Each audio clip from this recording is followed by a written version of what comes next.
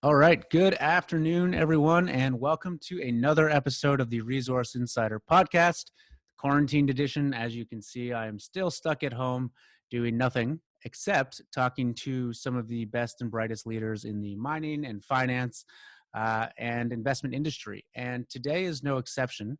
We have a guest that I have been talking to about coming on this podcast for, I think it feels like almost 6 months now.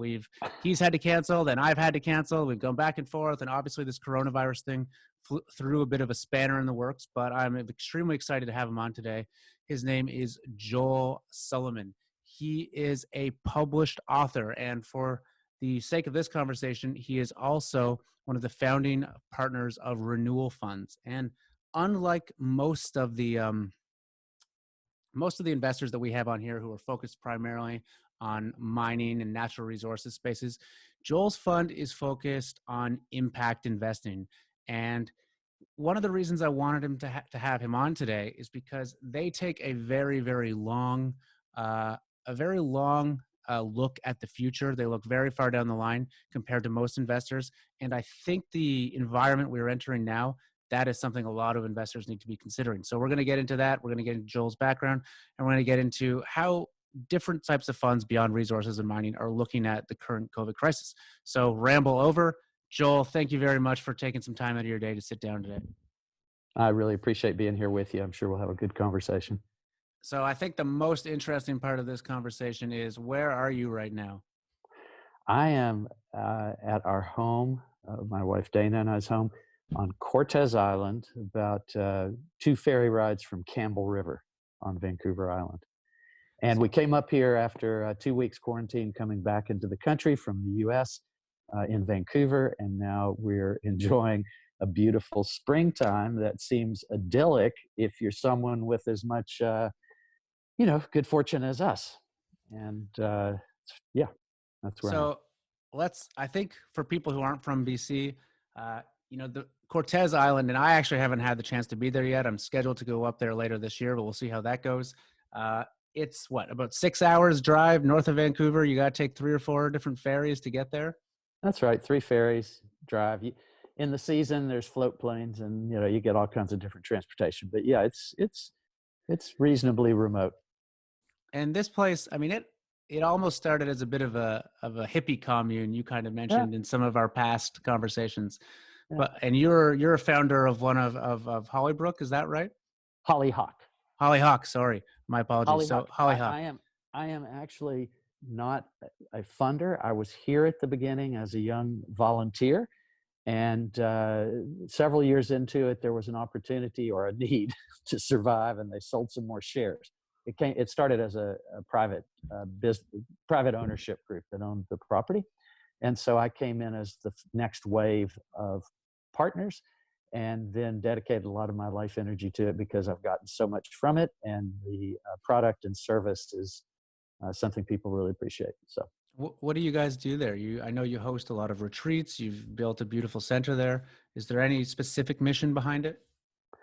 Yeah, we consider that we're working on lifelong leadership learning for people who want to make the world better.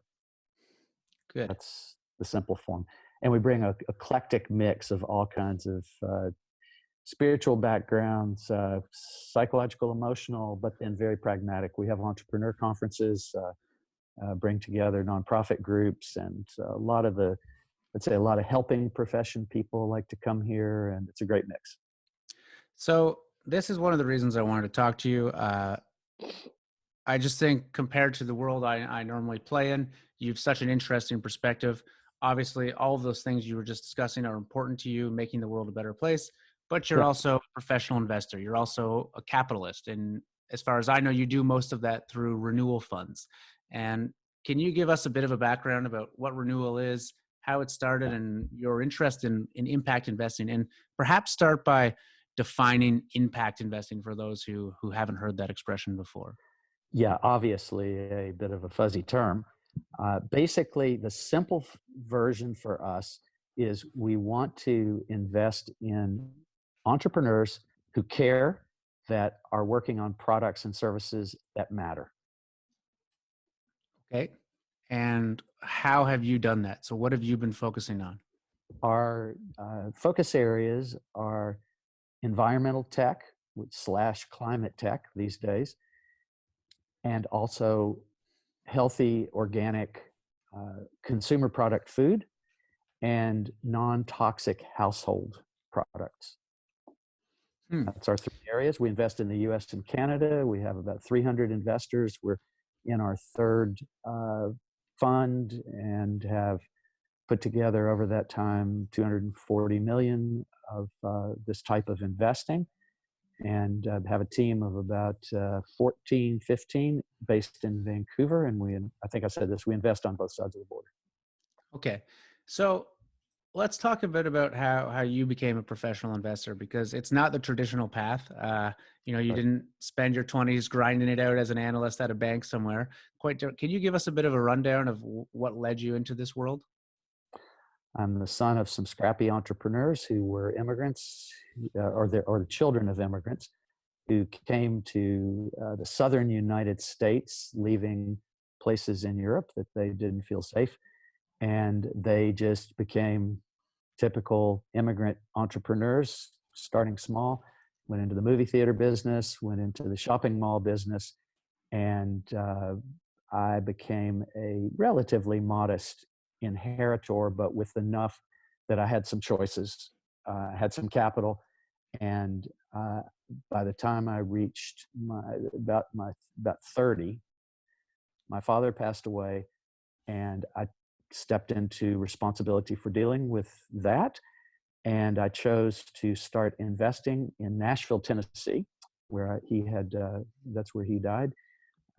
And I got involved in local real estate and the emerging small local business movement. It was a bit of an antidote to the shopping malls, which I wasn't as drawn to, and got involved with entrepreneurs who fit that early model that I said, which is they were doing something because they really believed in it, cared about it, Yeah. and were good citizens with their businesses. And I found that very inspiring. Okay. And I think you summarized this pretty well in your book, The Clean Money Revolution, and how you focus on investing. Can you give us the synopsis and the thesis behind that? The book. The book, yeah. Yeah. Well, my premise became I thought a lot about how did I end up with money? Why did I have it? Why did other people not? How does the world work? These things that I'm a child of the 60s. Yeah. And so we were dealing with all kinds of questioning of the big topics.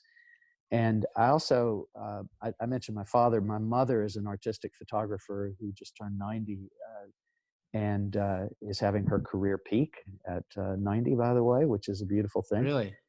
And she traveled the world really as an artistic photographer, not a documentarian, and made that her career. And so I got exposed on that side of the family to a different kind of entrepreneurship, which was how do we bring images, ideas, and effectively statements about life and the world through the medium of photography.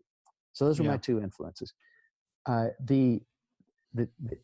realized at some point that everything I cared about was heavily influenced by money, finance, and business, and that capitalism and business is something that you can steer in many, many different directions. You can make it in your own vision of what you think it's for. And I was lucky enough to run into some early entrepreneurs that were working on organic food and non-toxic household kinds of things. That's where it started. And I was part of some early entrepreneur organizations that's premise were we can do business and we can have a positive impact in the world. And that's the reason for entrepreneurship. I found that attractive. I both became an investor and a builder of some businesses. And the theme that was very easy because of the time I came up in, I believe, is that consumers were waking up to these topics, and the whole world was developing some thinking about how do you do it better, be less harmful, do more good. And I was lucky enough to be exposed to some of the early players in those fields. And you could say, I'm not going to call it super genius. I was in the right place at the right time with some great entrepreneurs and had opportunities because most of the financial world was ignoring these fields. So I was there early. So, when I think about sustainable investing and impact investing, I often think about that from the advantage of a mining investor. And I can say, even 5 years ago or 10 years ago, early on in my career, this is not something that was, I don't want to say it wasn't thought about in the mining space, but it wasn't the primary motive of many of the big capital allocators or Right. many of the big companies. Uh, I can say firsthand that has changed substantially in just the last 2 or 3 years. It Yes. is it is nearly impossible for a mining company or mining project to get a investment from a major fund or money manager or what have you without having a very, very well thought out environmental plan and social impact Right. plan, et cetera. And you're even seeing groups like, the Catholic Church's funds putting in regulations for That's right. under what circumstances they're able to invest in mining and other extractive industries. And, we've seen this flood of we've seen the money sort of change what it looks like. But from a more general perspective, just reading the news and paying attention to things, we're seeing a flood of interest in impact investing and sustainable investing Yes. from the biggest money managers in the world now. Right. How have you seen this space change over the last 20, 30 years since you've been doing it? Yeah. So back to the premise of the book, what I talk about there, I do some mapping of the history of this impact investment movement as I experienced it. Talk Yeah. about the people and the organizations, things like that. But what happened for me was just the awakening that you could make a choice, and there's lots of different ways to do business. So early on, it was considered kind of disregarded and a bit flaky, really, and that left a big opportunity. So those of us that were lucky enough to, or crazy enough to invest in those kinds of companies, many of them have been hugely successful, and the industries around them have grown.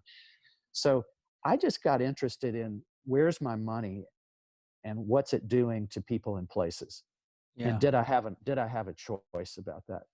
Mining is an essential industry. Our entire world runs on the products of mining.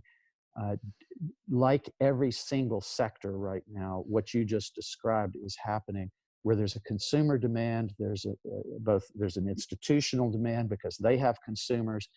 People have got to compete for employees.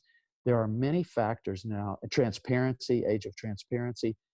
Uh, they're a consumer, an employee, a regulator, an investor, all of that have access now to more information and don't want to get caught having made a choice that didn't take into consideration factors they will regret later.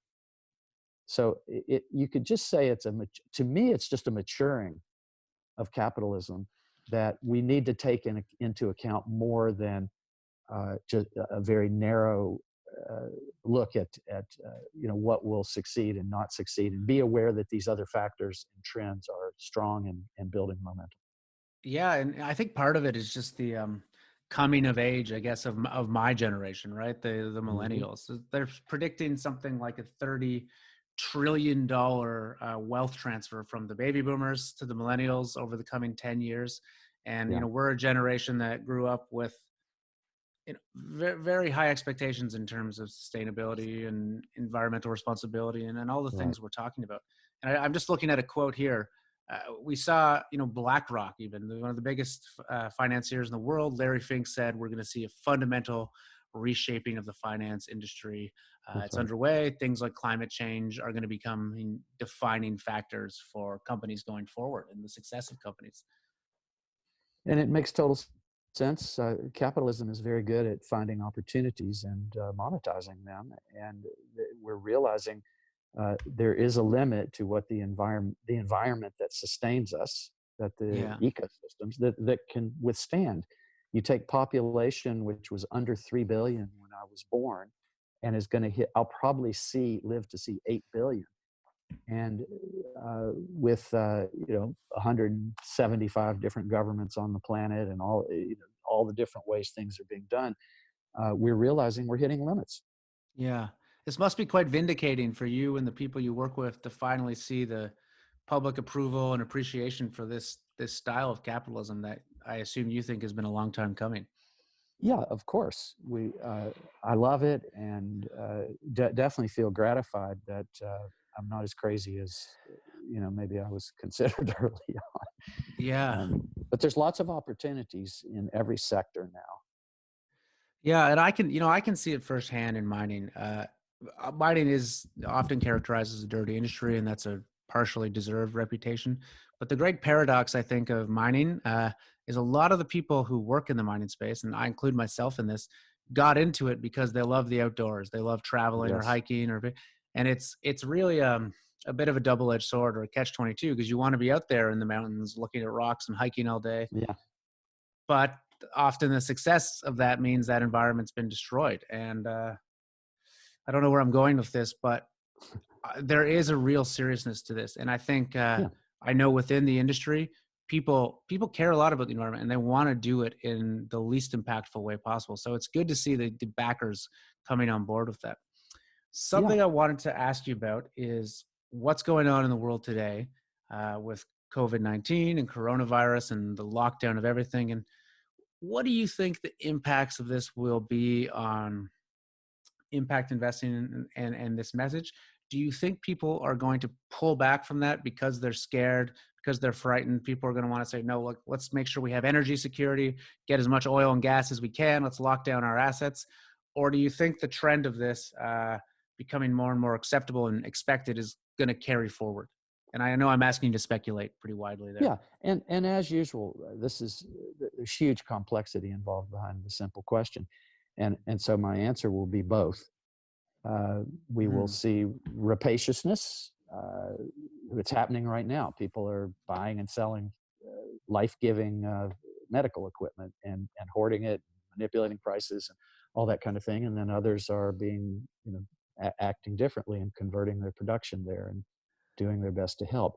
So this kind of dance between inside the human psyche and how the world works will continue.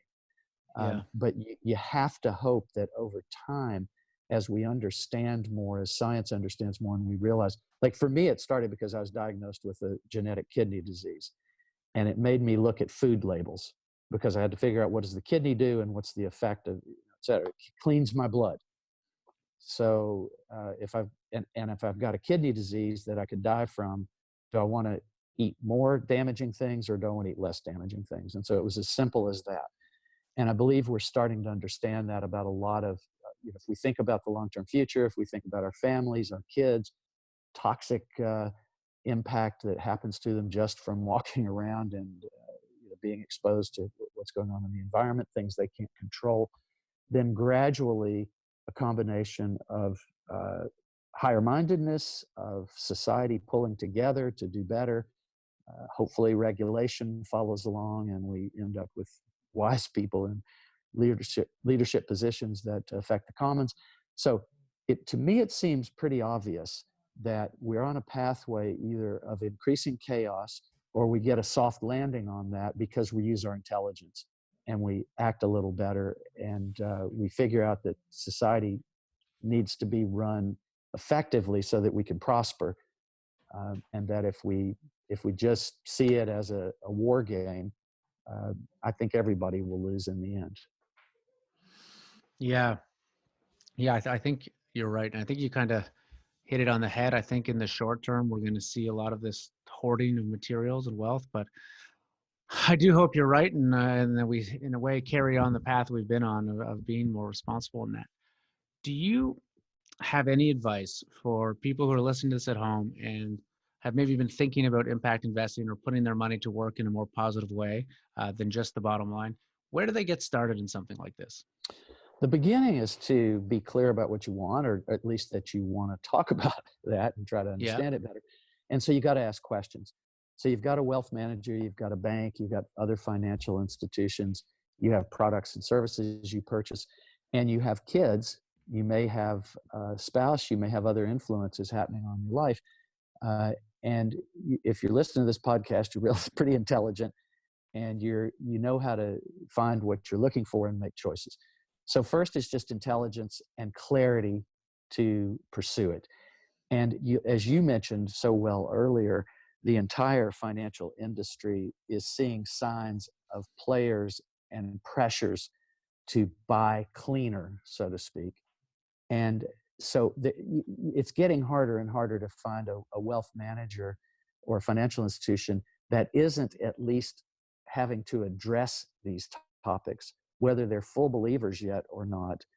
Uh, and they have clients that are demanding it. So therefore, you can add yourself to the list that says, well, tell me about what this means to you, and how do I find the kinds of tools, and am I going to hurt my return rate, and how do I do this really Mm-hmm. wisely?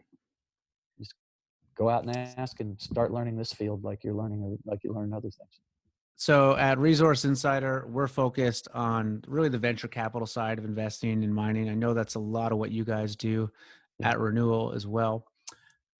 I'm going to ask you to put on your ruthless capitalist hat for a second now. And if people are looking to get a little bit up the risk curve and invest in businesses or industries that have the opportunity to make a really solid return, but are also impactful in a positive way, where should they be looking right now? Is there a particular space that you're excited about or you think has a lot of potential?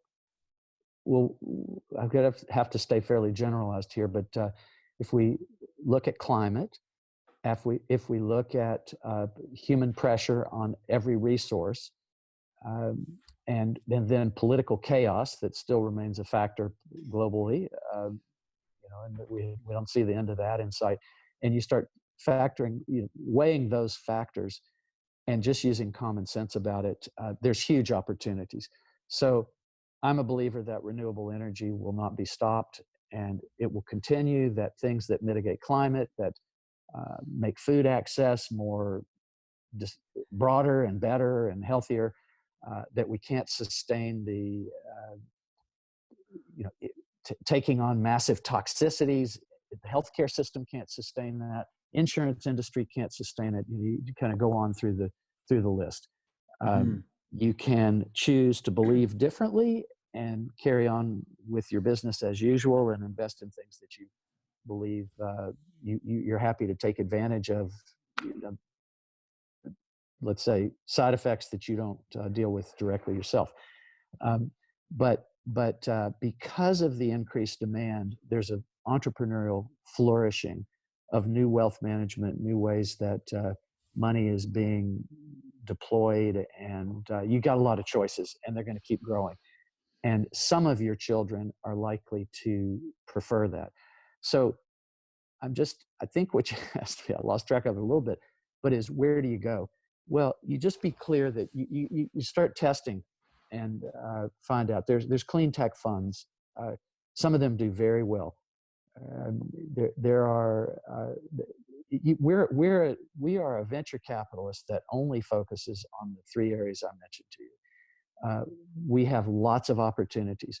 The opportunities right now are, of course, huge because you have a bit of you got a lot of turbulence going on in the financial sector. So we're going to be finding very attractive opportunities. This is a Yeah. buyer's market. You're finding people hurting for money right now, and you're using the crisis as an opportunity to deploy capital and get great deals. Well, first I'd say, like, we came out of the gates on the last raise, which finished in June, with a big stack up of companies that we were ready to deploy to. So that's before the troubles hit. So Mm-hmm. we made 7 investments fairly quickly.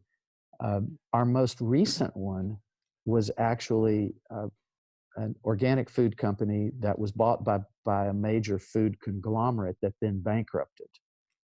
And so with a group of industry veterans, we made an offer on this business and won it. And it all happened fairly quickly because we were in a discount purchase opportunity and a good quality company, but a larger entity that had gotten into trouble. So I think there will be many of those kinds of opportunities. And then we're talking to entrepreneurs now who's uh, believed that they had investment lined up, and some of that is freezing, Right. or so there's a lot of just classic marketplace opportunity going on. All right. Well, Joel, I know you're a busy guy, so everyone listening at home, Please check out Joel Sullivan's website. That's just joelsullivan.org. Check out his book, The Clean Money Revolution, and I highly recommend you look at Renewal Funds and all the very interesting things that they're doing. Joel, anything you'd like to leave us with? Anything you think that people should be thinking about at home, given the very tumultuous time that we're experiencing right now? Well, I've talked about kind of the pragmatic part and the money aspects of it. So what I want to say now is the call to remember that we are creating the future, that we are the ancestors of what's coming, that we should think about that when we make our decisions and choices and leave a legacy that actually matters and that future generations will be proud of.